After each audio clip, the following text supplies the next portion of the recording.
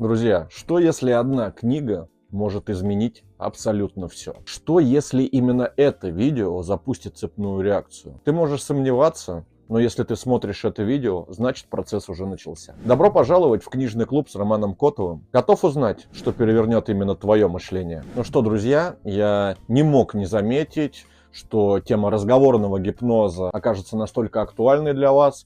И мой прошлый ролик до сих пор набирает тысячи просмотров. И в одном из комментариев своему подписчику я обещал, что я сниму, так скажем, продолжение. Поэтому я решил сделать более глубокий разбор этой книги. У меня осталось намного больше информации, чем я смог осветить в первом ролике. И сегодня я вам расскажу о новых, еще более мощных техниках. Вы даже не поймете, как я влияю на вас прямо сейчас. Но уже через несколько минут вы узнаете, как управлять людьми при помощи невербальных сигналов. Друзья, вы можете спросить, зачем нам это знать? Ну, как минимум потому, что этими техниками пользуются все. Политики, ораторы, переговорщики, маркетологи, продавцы в магазинах и даже ваши друзья. Абсолютно все пользуются этими техниками, осознанно или нет, это не важно, но они применяются повсеместно. Хотите научиться? Тогда смотрите внимательно, и в конце ролика вы получите технику или прием,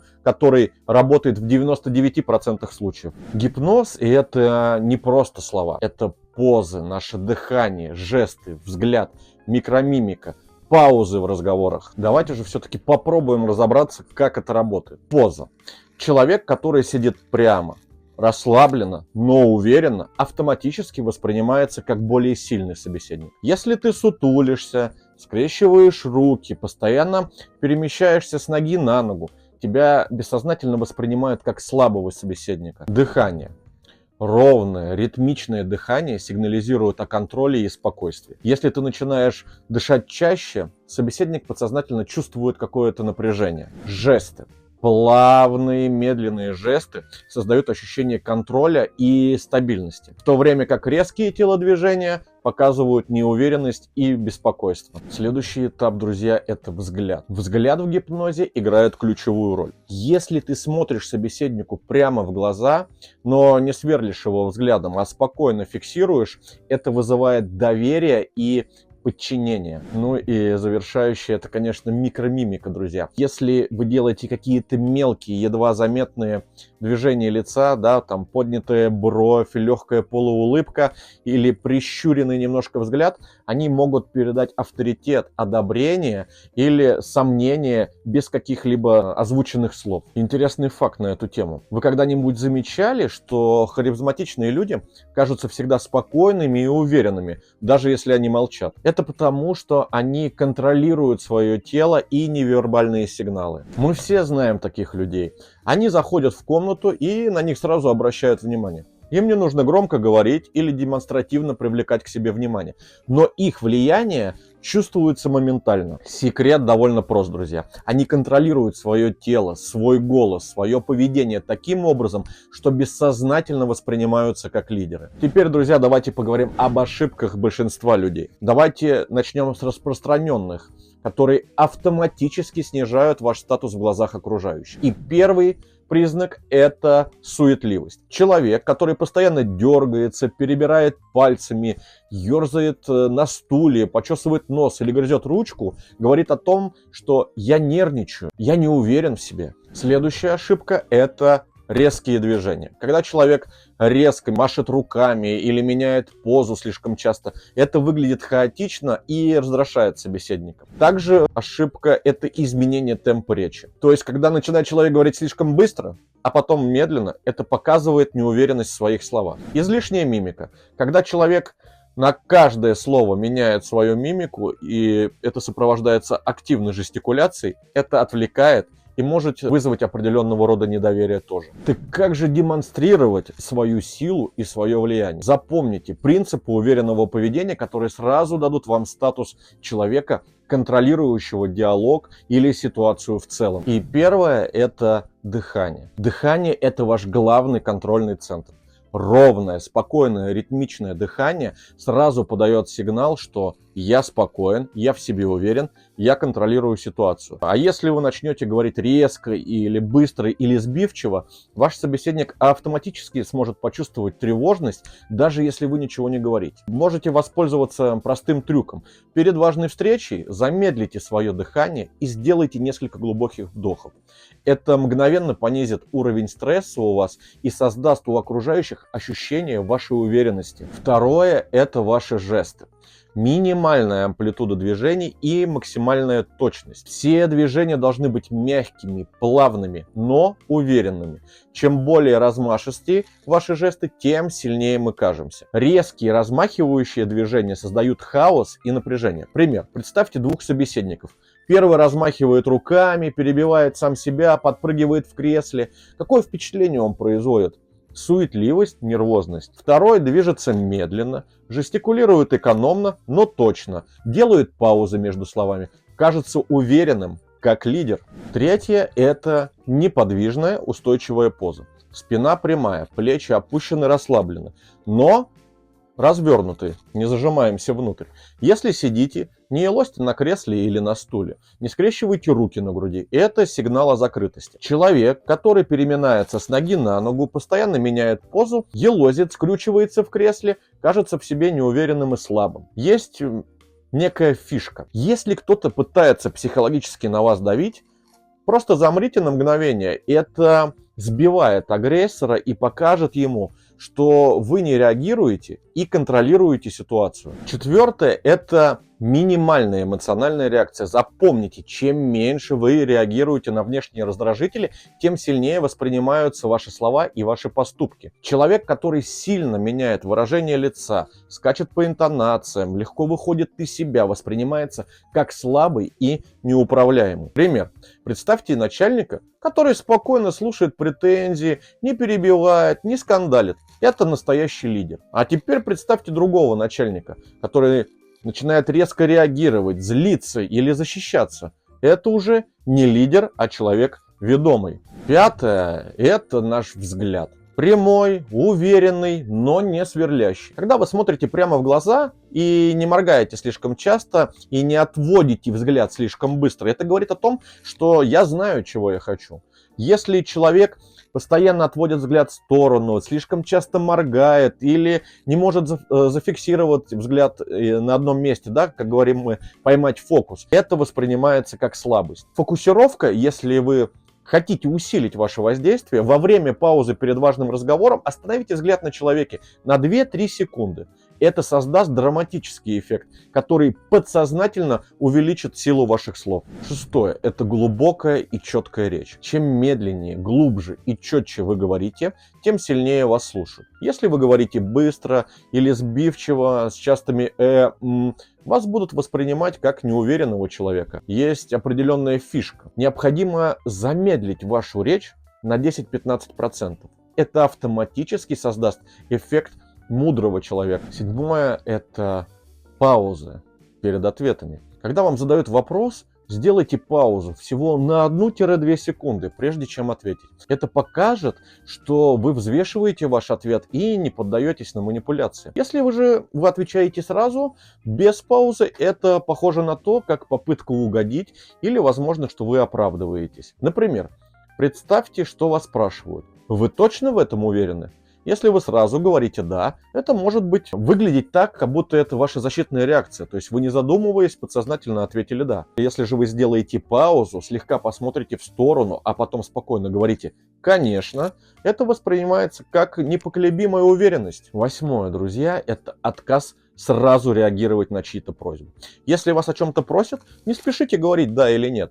То есть люди, которые мгновенно соглашаются на чьи-то просьбы, они теряют статус. Фишка, когда вас о чем-то просят, скажите что-то вроде «мне нужно над этим подумать», или «я подумаю и дам вам ответ чуть позже», или «хороший вопрос, давайте его обсудим чуть позже». То есть это автоматически создает эффект человека, который ценит свое время и свои решения. Ну что, подведем итог.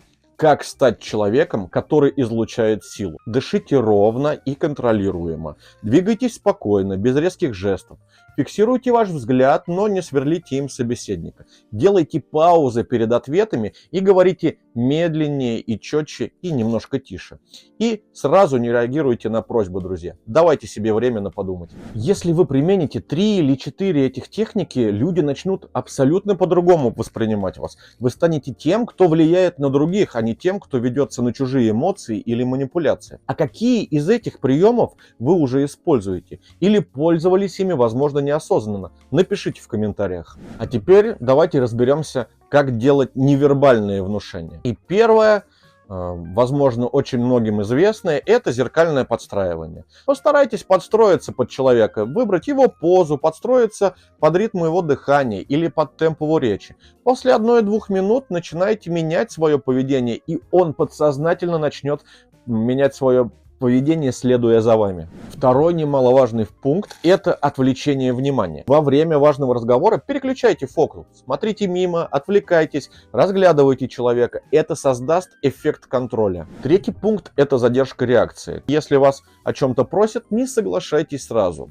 Подумайте перед ответом, как будто взвешиваете эту ситуацию. Это заставит вашего собеседника чувствовать себя чуть менее уверенно. И четвертый пункт, друзья, создание якоря. На этом пункте мы остановимся поподробнее. Якорь – это ассоциация между определенным действием и состоянием человека. Когда ты закрепляешь какую-то эмоцию за конкретным жестом, словом или даже повышенной интонацией, ты можешь вызвать это состояние у человека в нужный вам момент. Так, давайте разберемся, как это работает. Представьте, что человек испытывает какую-то сильную эмоцию, допустим, смеется, злится, удивляется или наоборот он воодушевлен. В этот момент вы можете совершить какое-то действие. Поправить рукав на рубашке, дотронуться до его локтя, если вы здороваетесь, да, или поменять интонацию или тембр голоса. Позже, когда ты повторишь этот условный якорь, этот жест или это слово, его подсознание автоматически вернет его в это же эмоциональное состояние. Допустим, кто-то рассказывает какую-то вдохновляющую историю, и в этот момент ты слегка киваешь и улыбаешься. Теперь, если в будущем ты хочешь, чтобы этот человек снова почувствовал воодушевление, ты просто повторяешь этот же жест. Или другой пример, друзья, из разряда «попробуй, примени сразу». Допустим, вы с кем-то смеетесь. Попробуйте в этот момент, да, когда вы на пике эмоционального состояния, слегка коснуться плеча или, допустим, волос собеседника, но сделать что-то такое, что вы не делаете обычно. Через пару дней просто попробуйте повторить этот жест в вашем обычном разговоре, и человек бессознательно вспомнит ту эмоцию радости, когда вы закрепили этот якорь за этим состоянием. Или еще пример. Вы ведете какие-то переговоры. Вы хотите, чтобы человек ощутил спокойствие и доверие. В момент, когда он расслаблен, ты, например, делаешь плавный жест рукой.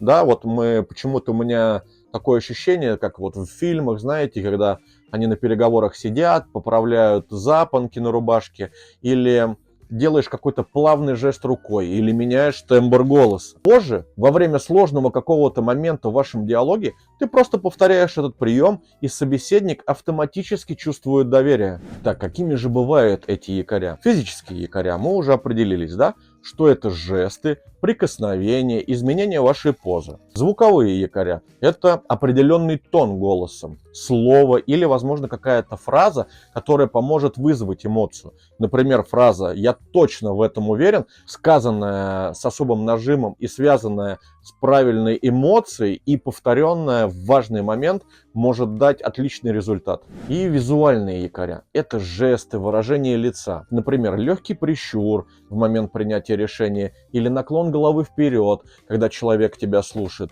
Определенная поза, когда хочешь, чтобы тебя воспринимали серьезно. Итак, как же усилить этот якорь? Повторять в момент эмоций. Чем сильнее чувство, тем крепче будет якорь. Быть последовательным – это...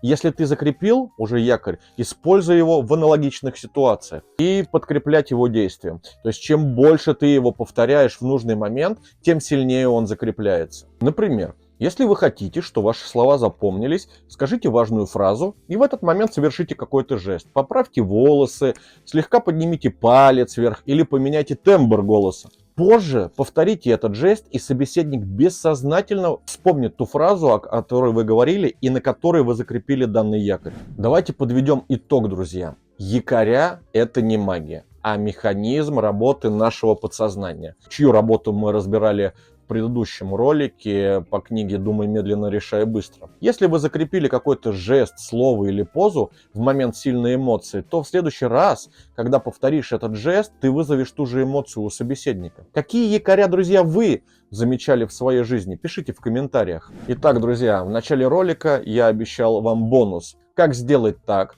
чтобы люди выполняли твои просьбы? Любая просьба должна отвечать 3 условиям или соответствовать им. Первое, она должна быть понятна, то есть человек понимает, чего от него хотят. Второе, она не требует сильных или каких-то там супер тяжелых усилий. Если сложно, то человек обязательно откажет. И третье, она должна быть выгодной.